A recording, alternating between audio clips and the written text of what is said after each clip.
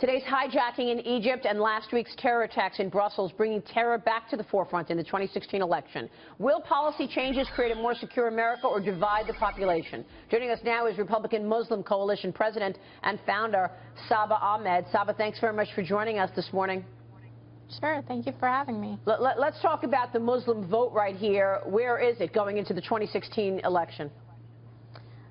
Sadly, Republicans are not really enticing Muslims to vote for them, so it's going towards Democrats. We're trying our best to get the Muslims to come back to the Republican Party, but with our frontrunners making absurd comments and policy suggestions about surveilling Muslims and having us all banned from coming to the United States, it's not a very positive prospect. What can the Muslim population do you think, that could actually change this kind of a perception, that could actually move the needle in terms of the perception of refugees coming in, that we have seen such horrific situations in terms of terrorism? What do you think the Muslim population should do?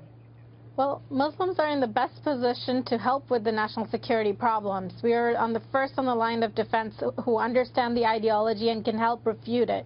We're the ones who can provide the counter-narrative to the ISIS ideology. Muslims are peaceful people, our religion is peaceful, but it's being hijacked by terrorists, and we need to take that narrative back from them.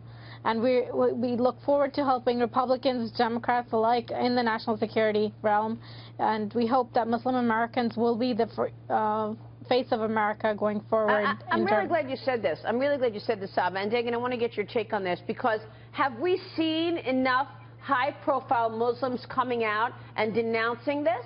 I mean, frankly, I spoke with Queen Rania a couple of months ago, and that was it, Dagan. Have you seen any high-profile Muslims come out and denounce terrorism and say, look, this needs to stop? Not in a loud, very public way, not certainly here in the United States. And Saba, I wanted to point to that and ask you, how is the Muslim community helping law enforcement now, whether it's the FBI, even the CIA, in terms of making sure that your communities are safe, that this country is safe?